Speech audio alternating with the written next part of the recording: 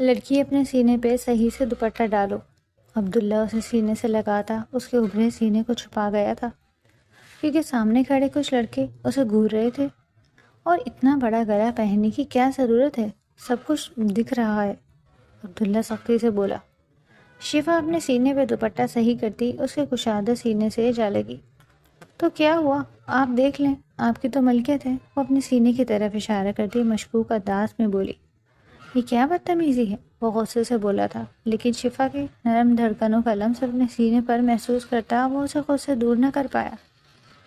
کوئی نہیں، شوہر ہیں آپ میرے، کر لیں جتنا مجھے محسوس کرنا ہے۔ وہ عبداللہ کے کان میں سرگوشی کرتی اس کے کان کی لو کو چوم گئی۔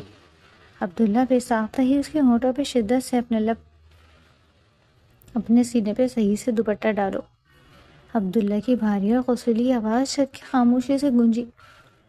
اس نے سختی سے شفا کے بازو کو تھام کر ایک جھٹکے سے اسے اپنی جانب کھینچا۔ شفا جو ہواؤں سے لطف اندوز ہوتی منڈیر کے قریب کھڑی تھی، اس اچانک رفتار پہ سنبھل نہ پائی اور سبھی عبداللہ کے کشادہ سینے سے جا ٹکرائی۔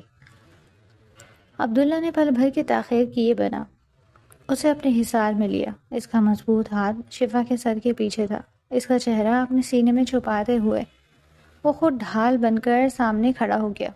اس کی نظریں سامنے والی چھت پر جمے ان آوارہ لڑکوں پر تھی جو پچھلے 10 منٹ سے بے باکی سے شفا کو گھور رہے تھے۔ عبداللہ کی خونی آنکھیں دیکھ کر وہ لڑکے سٹپٹا کر ادھر سے ادھر دیکھنے لگے۔ اور اتنا بڑا گلا پہننے کی کیا ضرورت ہے؟ سب کچھ دکھ رہا ہے، عبداللہ نے دانت پیس کر کہا۔ اس کے لہجے میں غصہ بھی تھا اور وہ جلن بھی جو ایک مرد کو اپنی ملکیت پر اٹھنے والی نظروں سے ہوتی ہے۔ شفا کا سانس عبداللہ کی قمیض کی خوشبو میں الجھ رہا تھا۔ مغرب کے فوراً بعد کا وقت تھا، آسمان پر سرخی اور سیاہی کا امتزاج پھیل رہا تھا اور نومبر کی خنک ہوائیں چل رہی تھیں، لیکن عبداللہ کے وجود کی تپش شفا کو پگھلانے کے لیے کافی تھی۔ وہ اس کی گرفت سے نکلنے کے بجائے مزید اس کے قریب ہو گئی۔ اس نے آہستہ سے سر اٹھایا اور اپنی بڑی بڑی سیاہ آنکھوں سے عبداللہ کے تپے ہوئے چہرے کو دیکھا۔ اس نے نزاکت سے اپنا دوپٹہ درست کیا، لیکن اس انداز میں کہ وہ درست کم اور عبداللہ کے صبر کا امتحان سادہ لگ رہا تھا۔ وہ واپس اس کے سینے سے جا لگی۔ تو کیا ہوا؟ آپ دیکھ لیں، آپ کی ہی تو ملکیت ہے۔ شفا نے اپنی ہتھیلی عبداللہ کے سینے پر رکھی اور انگلی سے اپنے وجود کی طرف اشارہ کرتے ہوئے انتہائی مشکوک اور دلربا انداز میں کہا۔ اس کی آنکھوں میں شرارت ناچ رہی تھی۔ عبداللہ کا غصہ ایک لمحے کے لیے تھم سا گیا۔ اسے شفا کی اس بے باکی پر حیرت بھی ہوئی اور اندر کہیں ایک شدید جذبات کا طوفان بھی اٹھا۔ یہ کیا بدتمیزی ہے شفا؟ میں سنجیدہ بات کر رہا ہوں، وہ اپنی آواز کو سخت رکھنے کی ناکام کوشش کرتے ہوئے بولا، لیکن اس کا دل غداری کر رہا تھا۔ شفا کی نرم دھڑکنوں کا لمس وہ اپنے سینے پر محسوس کر سکتا تھا جو ہتھوڑے کی طرح برس رہا تھا۔ وہ اسے خود سے دور کرنا چاہتا تھا تاکہ اپنے ہوش بحال رکھ سکے، مگر اس کے ہاتھوں نے شفا کی کمر کو اور مضبوطی سے جکڑ لیا۔ کوئی بدتمیزی نہیں ہے، شفا نے اپنے پاؤں کے انگوٹھے پر زور دے کر قد اونچا کیا اور اپنا چہرہ عبداللہ کے کان کے قریب لے گئی۔ اس کی گرم سانسیں عبداللہ کی گردن کو جھلسانے لگی۔ کوئی نہیں، محبوب ہیں آپ میرے، کر لیں جتنا مجھے محسوس کرنا ہے۔ وہ عبداللہ کے کان میں سرگوشی کرتی اس کے کان کی لو کو اپنے لبوں سے چھو گئی۔ ایک بجلی سی عبداللہ کی ریڑھ کی ہڈی میں دوڑ گئی۔ اس کا ضبط، اس کا غصہ، اس کے اصول، سب شفا کے اس ایک لمس کے سامنے ریت کی دیوار ثابت ہوئے۔ عبداللہ نے بے اختیار اس کا چہرہ اپنے دونوں ہاتھوں کے پیالے میں بھرا۔ شفا کی آنکھوں میں جیت کی چمک تھی، لیکن ساتھ ہی محبت کی وہ گہرائی تھی جس نے عبداللہ کو ہمیشہ بے بس کیا۔ عبداللہ کا چہرہ جھکا اور اس نے شدت سے شفا کے لبوں پر اپنے لب رکھ دیے۔ ہوا تھم سی گئی تھی۔ رحمت منزل کی یہ چھت گواہ تھی اس محبت کی جو برسوں سے پروان چڑھ رہی تھی، لیکن آج اس کا اظہار ایک لاوی کی طرح پھٹ پڑا۔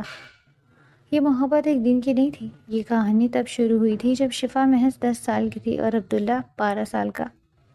رحمت منزل جو شہر کے وسط میں واقع ایک قدیم لیکن شاندار حویلی نما گھر تھا، شفا کے والد رحمت صاحب کی ملکیت تھا۔ رحمت صاحب ایک خدا ترس اور صلہ رحمی کرنے والے انسان تھے۔ یہ ان کی فراخ دلی ہی تھی کہ جب ان کی چھوٹی بہن یاسمین کو اس کے شوہر نے محض جہیز کے کم لانے اور جائیداد میں حصہ نہ مانگنے کے طعنے دے کر طلاق دی اور گھر سے نکال دیا، تو رحمت صاحب ہی تھے جو انہیں سارا سہارا دے کر واپس اپنے گھر لے آئے۔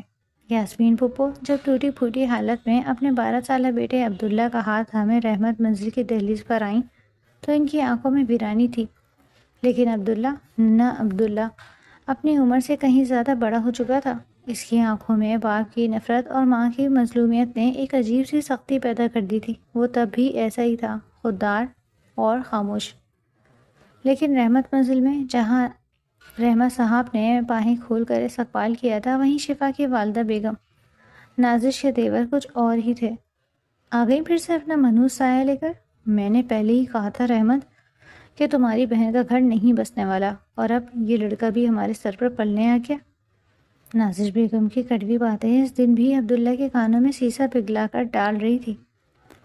یاسمین پھپھو سر جھکائے رو رہی تھی، لیکن عبداللہ نے اپنی مٹھی اتنی زور سے بھینچی تھی کہ ناخن ہتھیلی میں پیوست ہو گئے۔ وہ بھی کچھ بولنے ہی لگا تھا کہ ایک چھوٹی سی لڑکی 2 چٹیاں ہلاتی بھاگتی ہوئی آئی اور سیدھی عبداللہ کے سامنے کھڑی ہو گئی۔ امی، اب عبداللہ بھائی کو کچھ نہیں کہیں گی؟ یہ میرے بھائی ہیں اور یہ اب یہی رہیں گے میرے پاس۔ ننھی شفا نے اپنی کمر پر ہاتھ رکھ کر ماں کو آنکھیں دکھائیں۔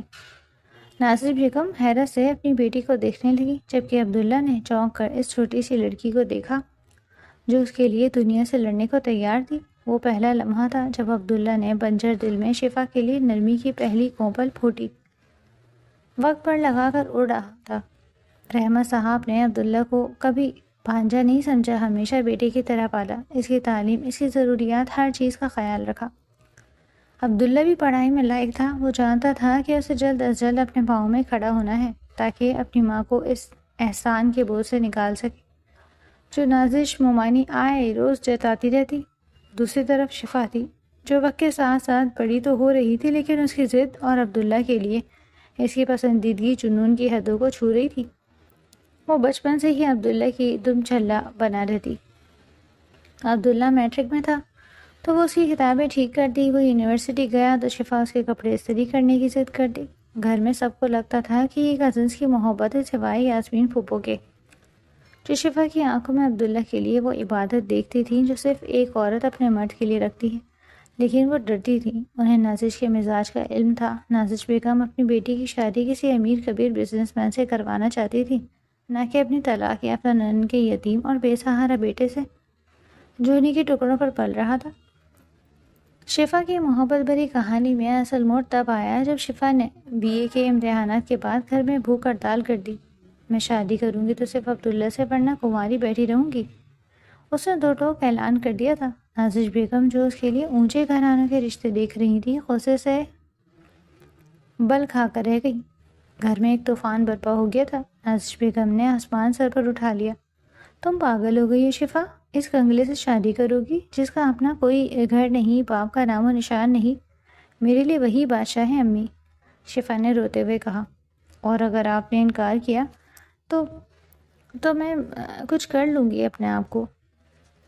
رحمت صاحب اپنی بیٹی کی محبت اور ضد کے آگے ہار گئے تھے۔ انہوں نے نازش کی مخالفت کے باوجود عبداللہ کو بلایا۔ عبداللہ تب تک ایک اچھی فرم میں ملازمت شروع کر چکا تھا، لیکن ابھی بھی ان کے پاس اتنا کچھ نہیں تھا کہ وہ شفا جیسی ناز و نعم میں پلی لڑکی کو ویسے ہی معیار زندگی دے سکتا۔ ماموں، میں شفا کے قابل نہیں ہوں، عبداللہ نے نظر جھکا کر کہا تھا۔ وہ خود بھی شفا کو چاہتا تھا، شاید شفا سے بھی زیادہ، لیکن اس کی خودداری آڑے آ رہی تھی۔ مجھے قابلیت نہیں دیکھنی عبداللہ، مجھے اپنی بیٹی کی خوشی دیکھنی ہے، اور اس کی خوشی تم ہو بیٹا۔ میری عزت کی لاج رکھنا۔ رحمت صاحب نے ہاتھ جوڑ دیے، اور یوں شفا کی ضد اور رحمت صاحب کے فیصلے نے ان دونوں کی منگنی طے کر دی۔ منگنی کیا ہوئی شفا کو تو جیسے پڑ لگ گئے۔ وہ اب اعلانیہ عبداللہ پر اپنا حق جتاتی تھی۔ عبداللہ جو ہمیشہ محتاط رہتا تھا، اب شفا کی محبت کی آگ میں آہستہ آہستہ پگھل رہا تھا۔ آج بھی دونوں چھت پر موجود تھے۔ جہاں عبداللہ نے سامنے والے لڑکوں کو شفا کو دیکھتے ہوئے پایا تو اسے غصہ آ گیا، اور وہ اسے ایسے لباس پہننے سے منع کرنے لگا، لیکن وہ شفا ہی کیا جو سمجھ جائے۔ عبداللہ نے دھیرے سے اپنے لب شفا کے لبوں سے جدا کیے۔ دونوں کی سانسیں بے ترتیب تھی۔ شفا کا چہرہ حیا اور محبت کی سرخی سے تمتما رہا تھا۔ اس کی آنکھیں بند تھی اور وہ ابھی بھی عبداللہ کی قمیص کو مٹھیوں میں جکڑے ہوئے تھی۔ عبداللہ نے گہرا سانس لیا اور اپنی پیشانی شفا کی پیشانی سے ٹکا دی۔ اس کا غصہ اب مکمل طور پر ڈھل چکا تھا۔ اب وہاں صرف ایک مٹھی سی بے بسی تھی۔ تم مجھے پاگل کر دو گی شفا؟ اس کی آواز بھاری اور مدھم تھی۔ شفا نے دھیرے سے آنکھیں کھولی۔ اس کی پلکیں لرز رہی تھی۔ اس نے مسکرا کر عبداللہ کو دیکھا۔ پاگل تو آپ ہو چکے ہیں عبداللہ، بس مانتے نہیں ہیں۔ عبداللہ نے ہلکی سی مسکراہٹ کے ساتھ اس کی ناک کھینچی۔ جاؤ نیچے، مومانی بلا رہی ہوں گی، اور خبردار جو یہ دوپٹہ سرکا دو، ورنہ اگلی بار میں چھپاؤں گا نہیں، سیدھا کمرے میں بند کر دوں گا۔ ہائے، یہ تو میری خوش قسمتی ہوگی۔ شفا نے شرارت سے آنکھ ماری اور اس سے پہلے کہ عبداللہ دوبارہ اسے پکڑتا وہ ہرنی کی طرح چوکڑیاں بھرتی ہوئی سیڑھیوں کی طرف بھاگ گئی۔ عبداللہ اسے جاتا دیکھتا رہا۔ اس کے لبوں پر ایک مسکراہٹ تھی جو بہت کم دیکھنے کو ملتی تھی۔ ہوا تیز ہو گئی تھی لیکن عبداللہ کو سردی کا احساس نہیں ہو رہا تھا۔ شفا کی محبت کی گرمی اس کے وجود میں اتر چکی تھی۔ وہ جانتا تھا کہ آگے کا راستہ آسان نہیں ہے۔ مومانی کی نفرت اور سماج کی باتیں ابھی بھی دیوار بن کر کھڑی تھی، لیکن آج اس چھت پر شفا کے اس بے باک اقرار اور لمس نے اسے ایک نیا حوصلہ دیا۔ میری ہی ہے تو، اس نے زیر لب دہرایا اور آسمان کی طرف دیکھ کر گہرا سانس لیا۔ رحمت منزل کی روشنیاں جل چکی تھی اور عبداللہ کے دل میں امید کا چراغ بھی۔ شہر کی مصروف ترین سڑک پر گاڑیوں کا شور تھا، لیکن عبداللہ کے کانوں میں صرف اپنے باس کے وہ آخری الفاظ گونج رہے تھے جو کچھ دیر پہلے کانفرنس روم میں کہے گئے تھے۔ I am sorry Abdullah, company شدید مالی بحران کا شکار ہے، ہمیں ڈاؤن سائزنگ کرنی پڑ رہی ہے، اور بدقسمتی سے تمہارا نام اس لسٹ میں ہے۔ وہ اپنے آفس سے اپنا مختصر سا سامان سمیٹ کر نکل آیا۔ پارکنگ میں کھڑے ہو کر اس نے ٹائی کی گرہ ڈھیلی کی۔ اس کا دم گھٹ رہا تھا۔ ابھی تو منگنی کی خوشیاں تازہ تھیں، ابھی تو اسے زندگی کو نئے سرے سے جینے کے خواب بننا شروع کیے تھے، اور اب وہ دوبارہ وہیں کھڑا تھا جہاں سے شروع ہوا تھا، خالی ہاتھ۔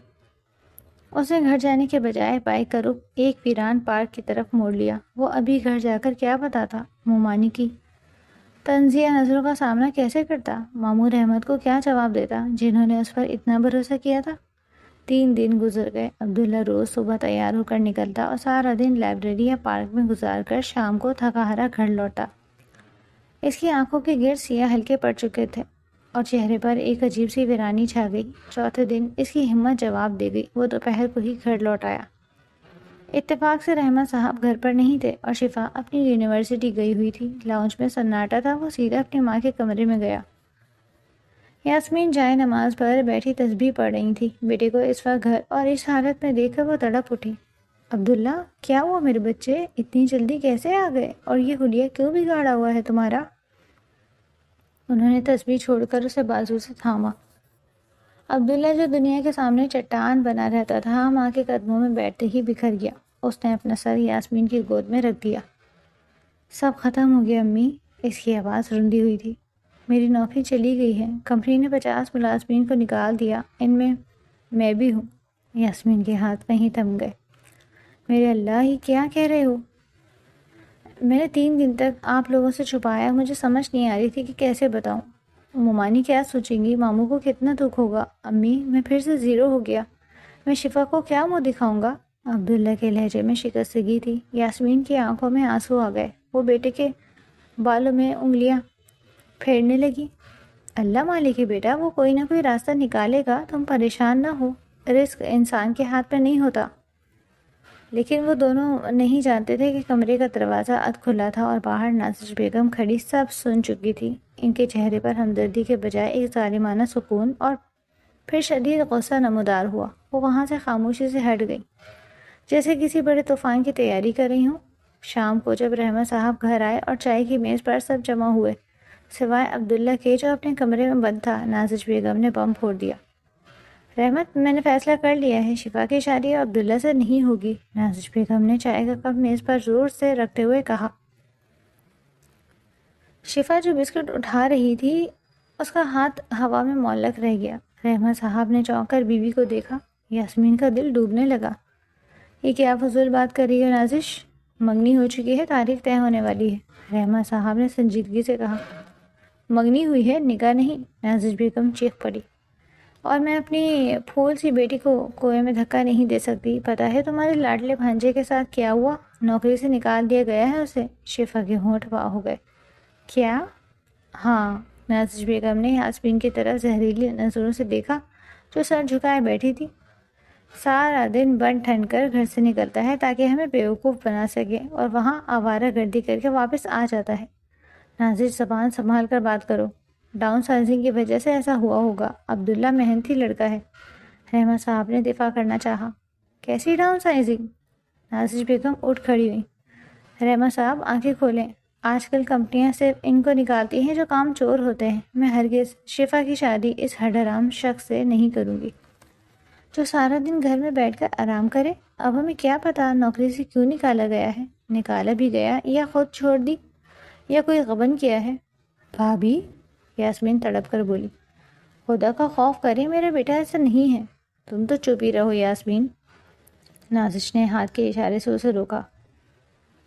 تم تو چاہتی ہی یہی ہو کہ میرا گھر بھی برباد ہو جائے، لیکن میں ایسا نہیں ہونے دوں گی۔ میں اپنی بیٹی کو بھوکا مرتے نہیں دیکھ سکتی۔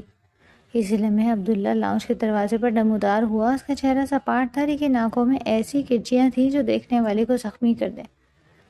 اس نے نازش بیگم کی آخری باتیں سننی تھی۔ ہڈرام، غبن، کامچور، یہ الفاظ اس کی عزت نفس پر تیزاب کی طرح گرے۔ شفا نے اسے دیکھا تو اپنی جگہ سے اٹھی۔ عبداللہ؟ لیکن عبداللہ نے ایک نظر سب پر ڈالی۔ ان کی نظروں میں شکایت نہیں تھی، صرف ایک فیصلہ تھا۔ وہ بنا کچھ کہے مڑا اور گھر سے باہر نکل گیا۔ دیکھ لیا، چوری پکڑی گئی تو منہ چھپا کر بھاگ گیا۔ نازش بیگم نے جلدی پر تیل چھڑکا۔ امی بس کریں آپ۔ شفا پہلی بار ماں کے سامنے چیخ پڑی اور روتے ہوئے اپنے کمرے کی طرف بھاگی۔ رات گہری ہو چکی تھی۔ عبداللہ دیر گئے گھر لوٹا اور سیدھا چھت پر چلا گیا۔ وہ اپنے کمرے میں نہیں جانا چاہتا تھا جہاں ہر چیز اسے اپنی ناکامی کی یاد دلا گئی تھی۔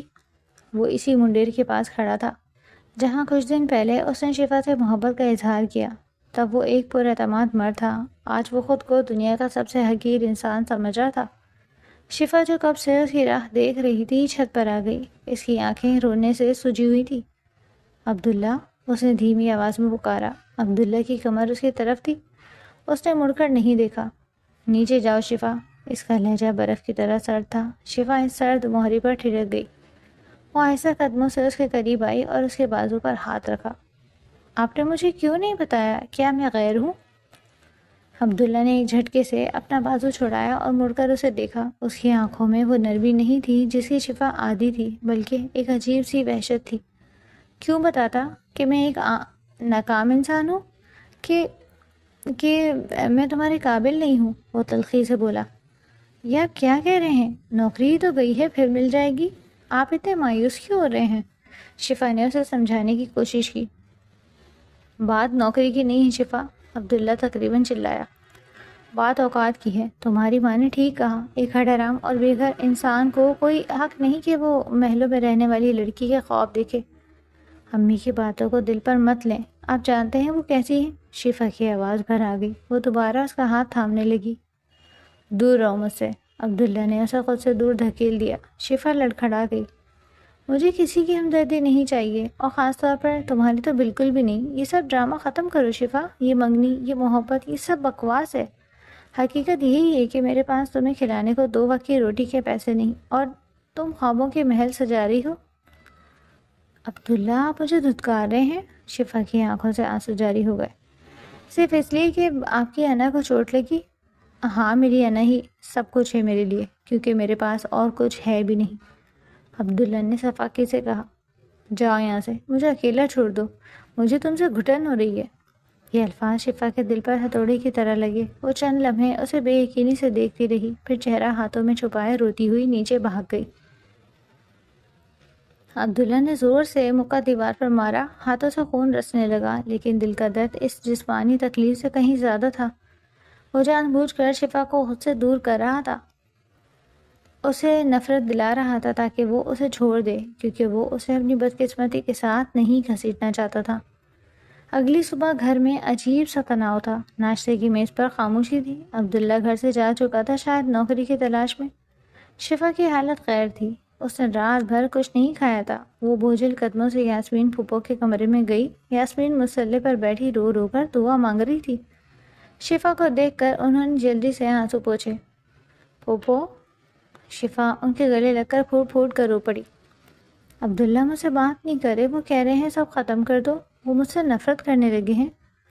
یاسمین نے شفا کو سینے سے لگایا اور اس کا سر سے ہلایا۔ نہیں میری بچی، وہ تم سے نفرت نہیں کرتا، وہ تو تم سے دیوانوں کی طرح محبت کرتا ہے، بس وہ ٹوٹ گیا ہے۔ پھر یاسمین نے شفا کو وہ سب بتایا جو پچھلے 3 دن عبداللہ پر گزرے، کیسے اس نے سب چھپایا تاکہ شفا پریشان نہ ہو، اور کیسے کل نازش بیگم کی زہریلی باتوں نے اس کے اندر کے مرد کو مار ڈالا۔ تمہاری ماں نے اسی خودداری کو لہو لہان کر دیا ہے شفا، وہ حرام نہیں ہے، وہ تو تمہارے لیے دنیا فتح کرنا چاہتا تھا۔ اب اسے لگ رہا ہے کہ وہ تمہیں وہ خوشی نہیں دے سکتا جس کی تم حقدار ہو، اس لیے وہ تمہیں خود سے دور کر رہا ہے۔ شفا سنتی رہی۔ اس کے آنسو تھم گئے اور ان کی جگہ ایک نئے عزم نے لے لی۔ اس کا دل عبداللہ کی مظلومیت اور محبت پر بھر آیا۔ وہ پاگل ہے، بالکل پاگل۔ شفا نے آنسو پوچھے اور کھڑی ہو گئی۔ لیکن میں اسے اتنی آسانی سے ہارنے نہیں دوں گی۔ وہ سیدھی اپنی ماں کے کمرے کی طرف گئی۔ نازش بیگم بیڈ پر بیٹھی کسی رسالے کے ورق الٹ رہی تھی۔ شفا کو اندر آتے دیکھ کر وہ بولی، آؤ بیٹھو، مجھے تم سے بات کرنی ہے۔ مجھے ایک بہت اچھا رشتہ آیا ہے، تمہارے لیے لڑکا دبئی میں سیٹل ہے۔ مجھے کوئی شادی نہیں کرنی امی، شفا نے مضبوط لہجے میں کہا۔ نازش بیگم نے چونک کر اسے دیکھا۔ کیا مطلب؟ ابھی بھی اس کنگلے کا بخار نہیں اترا تمہارے سر سے؟ میں نے کہہ دیا ہے کہ عبداللہ سے تمہاری شادی نہیں ہوگی۔ امی آپ کون ہوتی ہیں میری خوشیوں کا فیصلہ کرنے والی؟ شفا نے پہلی بار ماں کی آنکھوں میں آنکھیں ڈال کر سوال کیا۔ شفا ہی کس لہجے میں بات کر رہی ہو؟ نازش بیگم غصے سے کھڑی ہو گئی۔ اسی لہجے میں جو آپ نے مجھے سکھایا ہے، شفا کی آواز بلند ہو گئی۔ آپ نے کل عبداللہ کو کیا کچھ نہیں کیا؟ حرام چور، جس لڑکے نے اس گھر میں رہ کر ہمیشہ آپ کی عزت کی، آپ نے اس کے برے وقت میں اس کا سہارا بننے کے بجائے اس کے زخموں پر نمک چھڑکا۔ میں تمہاری ماں ہوں، تمہارا بھلا چاہتی ہوں، پیسے کے بغیر محبت کی ہانڈی نہیں پکتی، نازش بیگم نے دلیل دی۔ پیسہ ہی سب کچھ نہیں ہوتا امی، شفا نے دو ٹوک کہا۔ پیسہ تو آج ہے کل نہیں، لیکن جو انسان مخلص ہو وہ قسمت سے ملتا ہے، اور عبداللہ مخلص ہے۔ مجھے نہیں چاہیے محل، نہیں چاہیے مجھے دبئی کی سیر، میں عبداللہ کے ساتھ دال روٹی کھا کر بھی خوش رہ لوں گی۔ تم ابھی بچی ہو، جذبات میں فیصلہ کر رہی ہو، کل کو جب بھوک لگے گی تو سب محبت بھول جائے گی، نازش بیگم نے طنز کیا۔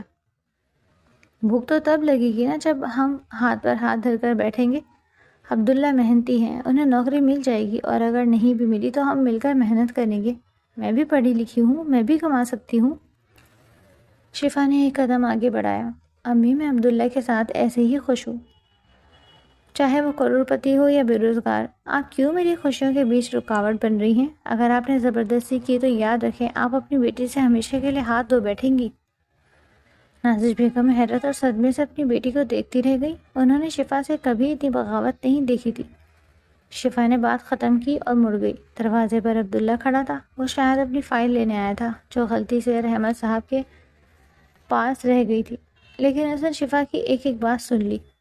اس کی آنکھوں میں نمی تھی، لیکن وہ ویرانی ختم ہو چکی تھی۔ شفا کے الفاظ نے جیسے اس کے مردہ وجود میں نئی جان پھونک دی۔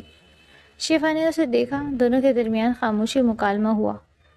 عبداللہ کی نظروں میں شرمندگی اور تشکر تھا، اور شفا کی نظروں میں وہ ماں جو کہہ رہا تھا کہ دیکھا میں نے کہا تھا نا۔ یہ خط تمہارے نام ہے شفا، یاسمین پھپھو کی لرزتی ہوئی آواز نے شفا کے قدموں کو دہلیز پر ہی منجمد کر دیا۔ صبح کا وقت تھا، سورج ابھی پوری طرح نکلا بھی نہیں تھا، لیکن رحمت منزل میں ایک عجیب سی ہلچل اور ساتھ ہی گہرا سکوت طاری تھا۔ عبداللہ کا کمرہ کھلا ہوا تھا، الماری کے دروازے واں تھے اور بینگرز خالی جھول رہے تھے۔ شفا کا دل ایک لمحے کے لیے دھڑکنا بھول گیا۔ وہ بھاگ کر اندر آئی۔ یاسمین پھوپھو بستر کے کنارے بیٹھی رو رہی تھی، اور ان کے ہاتھ میں ایک سفید لفافہ تھا۔ رحمت صاحب کرسی پر سر جھکائے بیٹھے تھے، ان کے چہرے پر فکر مندی اور ایک چھپی ہوئی ستائش کے ملے جلے تاثرات تھے۔ وہ چلا گیا شفا، میرا بچہ چلا گیا، یاسمین پھوپھو نے ہچکیوں کے درمیان کہا اور لفافہ شفا کی طرف بڑھا دیا۔ شفا نے کانپتے ہاتھوں سے وہ لفافہ تھاما۔ اس پر خوش خط تحریر میں صرف ایک لفظ لکھا تھا، شفا کے لیے۔ اس نے لفافہ کھولا۔ کاغذ کی تہوں سے عبداللہ کے عطر کی وہی جانی پہچانی خوشبو آئی جس نے شفا کی آنکھوں میں نمی بھر دی۔ میری شفا، میں بنا ملے جا رہا ہوں کیونکہ جانتا ہوں کہ اگر تمہارے سامنے آئے تو میرے قدم وہیں رک جائیں گے۔ تم میری طاقت ہو، لیکن اس وقت تم ہی میری سب سے بڑی کمزوری بھی ہو۔ عمانی کی باتیں تلخ ضرور تھیں لیکن سچ تھی۔ محبت پیٹ نہیں بھرتی اور نہ ہی چھت مہیا کرتی ہے۔ میں ایک ہڈارام اور ناکام شخص بن کر تم سے نہیں ملنا چاہتا۔ میں دبئی جا رہا ہوں، مجھے ایک موقع ملا ہے، چھوٹی شروعات ہے لیکن راستہ اوپر جاتا ہے۔ مجھے صرف 2 سال چاہیے، 2 سال میرا انتظار کرنا۔ میں وعدہ کرتا ہوں کہ جب واپس آؤں گا تو میرے پاس اپنا گھر ہوگا، اپنا نام ہوگا اور تمہاری آنکھوں میں آنکھیں ڈال کر تمہارا ہاتھ مانگنے کی حیثیت ہوگی۔ مجھے ڈھونڈنے کی کوشش مت کرنا اور نہ ہی رابطہ کرنا، تمہاری آواز مجھے کمزور کر دے گی۔ بس دعا کرنا، تمہارا مجرم عبداللہ۔ خط کے الفاظ شفا کی نظروں کے سامنے دھندلا گئے۔ اس نے اس خط کو اپنے سینے سے لگا لیا۔ کوئی چیخ نہیں نکلی، کوئی واویلا نہیں مچا، بس آنکھوں سے خاموش آنسوؤں کی ایک لڑی بہہ نکلی۔ نازش بیگم دروازے پر کھڑی یہ سب دیکھ رہی تھی۔ ان کے چہرے پر اطمینان تھا کہ چلو بلا ٹلی، لیکن ساتھ ہی عبداللہ کے اتنے بڑے قدم اٹھانے پر حیرت بھی تھی۔ بھاگ گیا نا آخرکار، نازش بیگم نے طنزیہ جملہ پھینکا۔ میں تو پہلے ہی کہتی تھی۔ وہ بھاگا نہیں امی، شفا نے اچانک سر اٹھا کر ماں کو دیکھا۔ اس کی آنکھوں میں وہ ٹوٹ پھوٹ نہیں تھی جس کی نازش توقع کر رہی تھی، بلکہ ایک عجیب سا ٹھہراؤ تھا۔ وہ بنانے گیا ہے اپنے آپ کو اور ہمارے مستقبل کو۔ شفا یاسمین پھوپھو کے پاس بیٹھ گئی اور ان کے آنسو پوچھے۔ پھوپھو آپ روئے مت، آپ کا بیٹا شیر ہے، وہ جیت کر آئے گا، آپ دیکھنا۔ گھر میں ایک عجیب سی اداسی چھا گئی تھی۔ عبداللہ کی غیر موجودگی در و دیوار سے چھلکتی تھی۔ رحمت صاحب خاموش ہو گئے تھے۔ انہیں اپنے بیٹے کی کمی شدت سے محسوس ہوتی تھی، جو ہر کام میں ان کا دایاں بازو تھا۔ یاسمین پھوپھو چائے نماز پر بیٹھ کر گھنٹوں دعائیں کرتی اور شفا تو بالکل بدل گئی تھی۔ وہ چنچل شوخ لڑکی جو سارا دن چھت پر پتنگوں کے پیچھے بھاگتی تھی یا عبداللہ کو ستاتی تھی، اب ایک سنجیدہ اور پرسکون خاتون بن چکی تھی۔ اس نے اپنی تعلیم مکمل کی اور گھر کی ذمہ داریوں میں ماں اور پھوپھو کا ہاتھ بٹانے لگی۔ کوئی فون نہیں آیا، کوئی خط نہیں آیا۔ عبداللہ اپنے وعدے کا پکا نکلا۔ وہ اپنی محنت میں ایسا گم ہوا کہ اس نے واپسی کے تمام راستے فی الحال مسدود کر دیے۔ 6 مہینے گزر گئے۔ ایک شام رحمت صاحب گھر آئے تو ان کے چہرے پر ایک ایسی چمک تھی جو مہینوں بعد دکھائی دی۔ ان کے ہاتھ میں مٹھائی کا ڈبہ تھا۔ نازش، یاسمین، شفا، سب ادھر آؤ، انہوں نے بلند آواز میں پکارا۔ سب لاؤنج میں جمع ہو گئے۔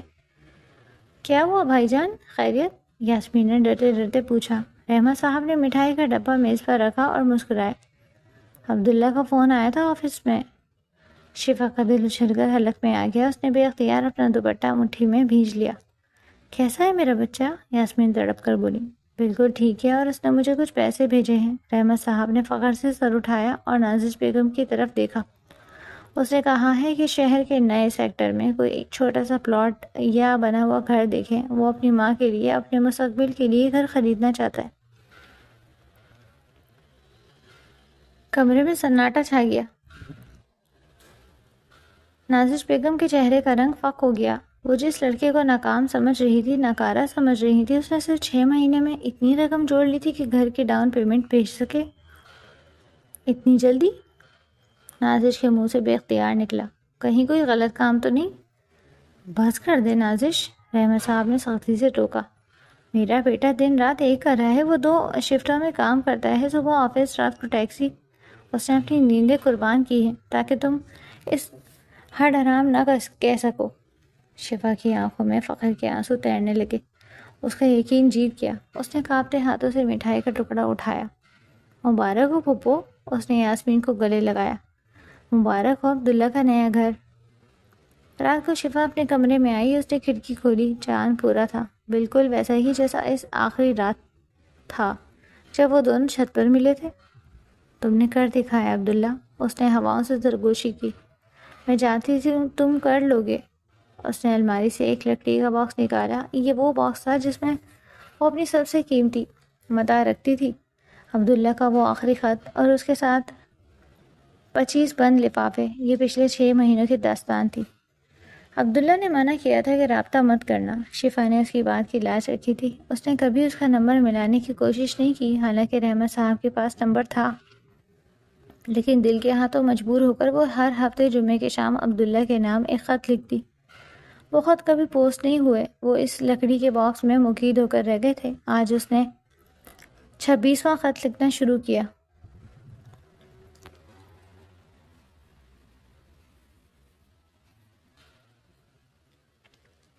پیارے عبداللہ، آج پتہ چلا کہ آپ گھر خرید رہے ہیں۔ دل کر رہا ہے کہ چھت پر چڑھ کر پوری دنیا کو چیخ چیخ کر بتاؤں کہ دیکھو یہ میرا عبداللہ ہے، وہی جسے سب نے ٹھکرا دیا تھا۔ آج امی چپ ہو گئی، ان کے پاس کوئی تانا نہیں بچا۔ آپ نے اپنی خاموشی اور محنت سے سب کو جواب دے دیا، لیکن آپ جانتے ہیں مجھے گھر کی خوشی تو ہے، لیکن گھر سے زیادہ مکین کی یاد آ رہی ہے۔ یہاں سردیاں شروع ہو گئی ہیں، آپ کو یاد ہے نا پچھلی سردیوں میں آپ نے مجھے اپنی جیکٹ دی تھی جب ہم موٹر سائیکل پر جا رہے تھے؟ آج وہ جیکٹ نکال کر پہنی تو لگا آپ نے پھر سے گلے لگا لیا ہے۔ میں وعدہ نہیں توڑی عبداللہ، میں یہ خط پوسٹ نہیں کروں گی، یہ بس میرے دل کا بوجھ ہلکا کرنے کے لیے ہیں۔ آپ وہاں اکیلے ہیں، لیکن آپ کی یادیں یہاں میرے ساتھ ہیں۔ جلدی آنا، اب یہ گھر بھی کانٹے کو دوڑے گا۔ فقط تمہاری منتظر شفا۔ اس نے خط تہہ کیا، اسے لفافے میں ڈالا اور باکس میں باقی خطوں کے اوپر رکھ دیا۔ 1.5 سال گزر گیا، وقت گزرتا رہا۔ دبئی کی ہر زدہ گرمی میں ایک چھوٹی سی کنسٹرکشن سائٹ کی کیبن میں عبداللہ بیٹھا نقشوں پر سر جھکائے کام کر رہا تھا۔ پسینہ اس کی پیشانی سے بہہ رہا تھا، اس کا رنگ دھوپ میں جل کر گندمی سے زیادہ گہرا ہو گیا تھا، اور چہرے پر ایک ٹھوس سنجیدگی آ گئی تھی جس نے اسے عمر سے بڑا بنا دیا تھا۔ اس کے ساتھی کب کے جا چکے تھے، لیکن وہ اوور ٹائم لگا رہا تھا۔ ہر اضافی گھنٹہ اسے اس کے مقصد کے قریب لے جاتا۔ کام ختم کر کے اس نے ٹیک لگا کر کرسی پر سر رکھ دیا۔ تھکن سے اس کا بدن ٹوٹ رہا تھا۔ اس نے اپنی جیب سے بٹوا نکالا۔ اس میں کوئی نوٹ نہیں تھا، بلکہ ایک چھوٹی سی پاسپورٹ سائز تصویر تھی۔ یہ شفا کی یونیورسٹی کی ID کارڈ کی تصویر تھی جو اس نے چوری چھپے حاصل کی تھی۔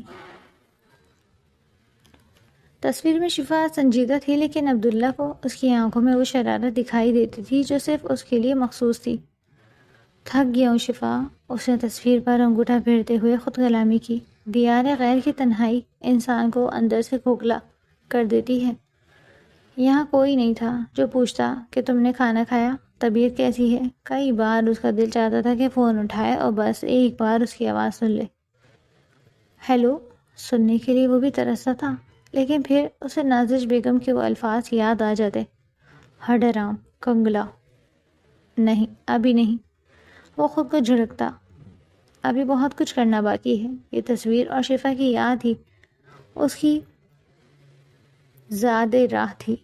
جب بھی وہ ٹوٹنے لگتا وہ آنکھیں بند کر کے تصور کرتا، شفا کا وہ جملہ اس کے کانوں میں گونجتا، کوئی نہیں محبوب ہیں آپ میرے، کر لیں جتنا مجھے محسوس کرنا ہے۔ یہ جملہ اسے تپتی دھوپ میں ٹھنڈی چھاؤں کا احساس دیتا۔ ادھر پاکستان میں ہر جمعے کی شام شفا اپنی ڈائری کھولتی اور ایک نیا خط لکھتی۔ اس کے باکس میں اب لفافوں کا ڈھیر لگ چکا تھا۔ ان خطوں میں اس نے ہر وہ بات لکھی تھی جو وہ عبداللہ سے کہنا چاہتی تھی۔ ایک خط میں لکھا تھا، آج میں گر گئی تھی سیڑھیوں سے، پاؤں میں موچ آئی ہے، بہت درد ہے، اگر آپ ہوتے تو یقیناً ڈانٹتے کہ دھیان کہاں تھا، اور پھر خود ہی گرم پٹی پہ باندھتے۔ آج درد کی دوا کھائی ہے پر آرام نہیں آ رہا، شاید دوا آپ کا لہجہ تھا۔ دوسرے خط میں تھا، آج پھوپھو کو آپ کی بہت یاد آ رہی تھی، وہ آپ کی پسند کی بریانی بنا کر روتی رہی، میں نے انہیں دلاسا دیا پر خود چھپ کر روئی۔ آپ کو ہچکیاں نہیں آتی کیا؟ یہ 1.5 سال کا عرصہ خاموشی کا تھا، لیکن روحانی طور پر وہ دونوں ایک دوسرے کے اتنا قریب تھے جتنا شاید پاس رہ کر بھی نہ ہوتے۔ عبداللہ اینٹ سے اینٹ جوڑ کر مکان بنا رہا تھا اور شفا اپنے خطوں کے لفظوں سے امید کا محل تعمیر کر رہی تھی۔ رحمت صاحب کے ذریعے گھر کی رجسٹری ہو چکی تھی۔ گھر چھوٹا تھا لیکن خوبصورت تھا۔ شفا نے چھپ کر جا کر اس گھر کو باہر سے دیکھا۔ اس کی طرف دیوار پر اسے عبداللہ کی محنت لکھی نظر آئی۔ ایک رات جب بارش ہو رہی تھی، شفا کھڑکی میں بیٹھی باہر دیکھ رہی تھی۔ 1.5 سال ہو گیا تھا، اب صرف 6 مہینے باقی تھے۔ صرف 6 مہینے۔ اس نے سرگوشی کی، پھر یہ انتظار ختم ہو جائے گا۔ لیکن وہ نہیں جانتی تھی کہ تقدیر ان کے صبر کا آخری اور سب سے کٹھن امتحان لینے والی تھی۔ انتظار جب طویل ہو جائے تو امید کی لو مدھم پڑنے لگتی ہے۔ شفا کے لیے 2 سال کا عرصہ ایک ایک صدی بن کر گزرا، اور جب وہ آخری مہینہ آیا تو اس کی خوشی کی کوئی انتہا نہ تھی۔ اس نے نئے کپڑے سلوائے، عبداللہ کی پسند کے رنگ چنے، اور اس لکڑی کے باکس کو صاف کر کے تیار رکھا جس میں اس کے دل کے ڈھیروں راز خطوط کی شکل میں محفوظ تھے۔ لیکن پھر ایک شام رحمت صاحب جب گھر لوٹے تو ان کا چہرہ اترا ہوا تھا۔ کیا ہوا ابا؟ عبداللہ کی فلائٹ کنفرم ہو گئی؟ شفا نے دوڑ کر ان کے قریب آتے پوچھا۔ اس کی آنکھوں میں ستارے جھلملا رہے تھے۔ رحمت صاحب نے ایک ٹھنڈی آہ بھری اور شفا کے سر پر ہاتھ رکھا۔ بیٹی، وہ ابھی نہیں آ رہا۔ کمپنی نے اسے ایک بہت بڑے پروجیکٹ کا انچارج بنا دیا ہے اور اس کی چھٹی کینسل کر دی۔ اسے مزید 1 سال کا کانٹریکٹ سائن کرنا پڑا۔ شفا کے ہاتھ سے پانی کا گلاس چھوٹ کر فرش پر گرا اور کرچی کرچی ہو گیا۔ ستارے بجھ گئے جیسے کسی نے چلتی سانسوں کی ڈوری کاٹ دی ہو۔ 1 سال اور؟ اس کی آواز حلق میں پھنس گئی۔ اس نے خود نہیں بتایا ابا، کیا اسے میری ذرا بھی پرواہ نہیں؟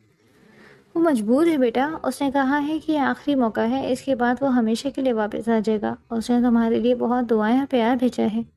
شفا بنا کچھ کہے اپنے کمرے میں چلی گئی۔ اس رات اس نے کوئی خط نہیں لکھا۔ اس نے وہ لکڑی کا باکس اٹھایا اور الماری کے سب سے نچلے خانے میں دھکیل دیا۔ وہ ٹوٹ چکی تھی۔ 3 سال کا انتظار کیا ہوتا ہے یہ صرف وہی جانتی تھی جس نے ہر پل عبداللہ کے نام کی تسبیح پڑھی تھی۔ 1 سال بعد وقت کبھی کسی کے لیے نہیں رکتا، چاہے دل کتنا ہی زخمی کیوں نہ ہو۔ 3 سال مکمل ہو چکے تھے۔ رحمت منزل میں خاموشی کا راج تھا۔ یاسمین پھوپھو اپنے نئے گھر میں شفٹ ہو چکی تھی، لیکن شفا ابھی بھی وہیں تھی۔ اس کا رشتہ اب ایک خاموش عہد بن گیا تھا جس پر نازش بیگم نے بھی اب بولنا شروع کر دیا تھا۔ مغرب کا وقت تھا، آسمان پر شفق کے رنگ بکھرے ہوئے تھے۔ شفا چھت پر کھڑی تھی، وہی چھت، وہی منڈیر، وہی یادیں اسے گھیرے ہوئے تھی۔ اس نے سادہ سا سفید لباس پہن رکھا تھا اور کندھوں پر دوپٹہ بے ترتیبی سے پھیلایا ہوا تھا۔ اس کی رنگت کچھ پیلی پڑ گئی تھی اور آنکھوں میں اب وہ شوخی نہیں بلکہ ایک گہرا ٹھہراؤ تھا۔ اچانک نیچے گلی میں ایک گاڑی آ کر رکی۔ شفا نے بے خیالی سے نیچے دیکھا۔ ایک سیاہ رنگ کی چمکتی ہوئی گاڑی سے ایک وجیح نوجوان باہر نکلا۔ اس نے 3 پیس سوٹ پہن رکھا تھا، آنکھوں پہ چشمہ، اور چال میں وہ وقار تھا جو صرف محنت سے حاصل ہوتا ہے۔ شفا کا دل زور سے دھڑکا۔ نہیں، یہ نہیں ہو سکتا۔ وہ نوجوان رکا۔ اس نے سر اٹھا کر چھت کی طرف دیکھا۔ جیسے ہی ان کی نظریں ملی، شفا کے ہاتھ پاؤں پھول گئے۔ وہ وہی تھا، اس کا عبداللہ، اس کے دل کا مکین، اس کی خوشیوں کا مرکز۔ کیا وہ واپس آ گیا، یا پھر یہ نظر کا دھوکہ ہے؟ وہ ساکت کھڑی رہی یہاں تک کہ سیڑھیوں پر بھاری قدموں کی چاپ سنائی دینے لگی۔ ہر قدم کے ساتھ شفا کی دھڑکنیں تیز ہو رہی تھیں۔ وہ مڑی اور سامنے دیکھا۔ دروازے پر عبداللہ کھڑا تھا۔ اب وہ 3 سال پہلے والا لڑکا نہیں رہا۔ اب وہ ایک مکمل مرد تھا جس کی آنکھوں میں دنیا فتح کرنے کا یقین تھا۔ دوپٹہ ابھی بھی صحیح سے نہیں ڈالا تم نے؟ عبداللہ کی وہی بھاری اور روٹدار آواز خاموشی کو چیرتی ہوئی آئی۔ شفا کی آنکھوں سے بے اختیار آنسوؤں کا سیلاب بہہ نکلا۔ وہ بے یقینی کی کیفیت میں مبتلا تھی۔ وہ اپنی جگہ سے ہلی نہیں، بس اسے دیکھتی رہی جیسے کوئی خواب ہو۔ عبداللہ آہستہ آہستہ چلتا ہوا اس کے قریب آیا۔ اس کے چہرے پر ایک اداسی سی مسکراہٹ تھی۔ 3 سال 7 مہینے اور 12 دن بعد دیکھ رہا ہوں تمہیں۔ ایک لمبا عرصہ تمہاری یاد میں گزرا۔ کیا تم ابھی بھی مجھ سے ناراض ہو؟ شفا نے تڑپ کر اپنا چہرہ اپنے ہاتھوں میں چھپا لیا۔ آپ کیوں آئے؟ آپ کو تو اپنی نوکری اور اپنے کانٹریکٹ سے محبت تھی نا؟ جائیں، چلے جائیں واپس، وہ روتے ہوئے بولی۔ عبداللہ نے نرمی سے اس کے ہاتھ اس کے چہرے سے ہٹائے اور اس کا چہرہ اپنے ہاتھوں کے پیالے میں بھر لیا۔ اس کے انگوٹھے شفا کے آنسو پوچھ رہے تھے۔ میں ان کاغذوں کے پیچھے نہیں بھاگ رہا شفا، میں تمہارے لیے ایک ایسا محل بنا رہا تھا جہاں تمہیں کوئی کنگلے ہونے کا طعنہ نہ دے سکے۔ میں تمہیں وہ وقار دینے گیا تھا جو تمہارا حق تھا۔ مجھے وقار نہیں چاہیے تھا، مجھے آپ چاہیے تھے، شفا نے اس کے سینے پر مکے مارتے ہوئے کہا۔ آپ کو پتہ ہے میں کیسے جی ہوں؟ ہر ہفتے آپ کو خط لکھتی تھی یہ سوچ کر کہ شاید آپ سن لیں گے۔ عبداللہ کی آنکھیں بھی نم ہو گئی۔ مجھے پتہ ہے شفا، ماموں مجھے سب بتاتے تھے۔ تمہاری اداسی، تمہارے لکھے وہ خط جو تم کبھی پوسٹ نہیں کرتی تھی، انہی کی خبروں نے تو مجھے وہاں زندہ رکھا۔ اس نے شفا کو اپنے محفوظ حصار میں لے لیا۔ وہی تپش، وہی خوشبو، وہی احساس۔ شفا نے سکون سے آگے بند کی، جیسے اسے اپنی منزل مل گئی ہو۔ میں اب کبھی نہیں جاؤں گا۔ عبداللہ نے سر پر بوسہ دیا۔ میں نے یہاں اپنی کمپنی شروع کر لی ہے۔ اب میں ہوں، تم ہو اور ہمارا وہ چھوٹا سا گھر جو میں نے تمہارے لیے خریدا۔ شفا نے اس کے سینے سے سر اٹھا کر اسے دیکھا۔ سچ؟ سچ؟ عبداللہ نے شرارت سے اس کی طرف جھکتے ہوئے کہا۔ اور ہاں، اب تو ماموں نے نکاح کی تاریخ بھی اگلے ہفتے کی پکی کر دی ہے۔ اب تو کوئی اعتراض نہیں نا؟ شفا کا چہرہ شرم سے سرخ ہو گیا۔ اس نے عبداللہ کے کان میں وہی پرانی سرگوشی دہرائی۔ شوہر تو آپ میرے تب ہی بن گئے تھے جب میں نے آپ کے لیے ضد کی تھی۔ اب تو بس مہر لگنا باقی ہے۔ عبداللہ ہنسا اور بھرپور فاتحانہ ہنسی۔ اس نے شفا کا ہاتھ تھاما اور اسے منڈیر کی طرف لے گیا۔ دیکھو شفا، سورج ڈھل رہا ہے لیکن ہماری زندگی کا نیا سورج اب نکلے گا۔ عبداللہ کی یقین دہانی پہ شفا نے محبت بھری نظروں سے اسے دیکھا اور بولی، عبداللہ تھینک یو، آپ نے میری زندگی میں خوشیاں بھر دی، مجھے مالا مال کر دیا کہ آج مجھے اپنا دامن چھوٹا محسوس ہو رہا ہے۔ شفا کے کہنے پہ عبداللہ نے اس کے ہاتھ کو تھام کر اپنے سینے پر دل والے مقام پر رکھا اور بولا، شفا یہ تو کچھ بھی نہیں، ابھی تو آغاز ہے۔ میں تمہارے لیے ساری دنیا کی خوشیاں ڈھیر کرنا چاہتا ہوں کیونکہ تم یہ سب ڈیزرو کرتی ہو۔ عبداللہ کہنے پر شفا مسکرا دی۔ وہ دونوں اب ایک دوسرے کی خاموشی کو سن رہے تھے اور نیلا امبر ان کی محبت کی گواہی دے رہا تھا۔ شفا عبداللہ کے سینے پر سر ٹکائے کھڑی تھی جبکہ عبداللہ نے اسے اپنی باہوں کے حصار میں گھیرا ہوا تھا۔ 3 سال کا انتظار ختم ہوا، 3 سال کی دوری کا خاتمہ ہوا اور 2 دلوں کے ایک ہونے کا وقت آ چکا تھا۔ شفق کی سرخی ان دونوں کے چہرے پر پڑ رہی تھی جیسے قدرت بھی اس ادھوری محبت کے مکمل ہونے پر جشن منا رہی ہو۔ رحمت منزل کی وہ چھت آج پھر ایک عہد وفا کی گواہ بنی، ایک ایسا عہد جو ہجر کی آگ میں تپ کر کندن بن چکا تھا۔ نیچے لاؤنج میں یاسمین پھوپھو اور رحمت صاحب خوشی سے مٹھائی بانٹ رہے تھے۔ ان کے چہروں پر سچی خوشیوں کا عکس تھا۔ آج تو در و دیوار پہ مسکرا رہے تھے اور نازش بیگم خاموشی سے عبداللہ کے لائے ہوئے قیمتی تحائف کو دیکھ کر اپنی شکست تسلیم کر چکی تھی۔ ان کے چہرے پر پھیلا ہوا اطمینان اس بات کی گواہی دے رہا تھا کہ محبت جیت گئی تھی اور انا ہار چکی تھی۔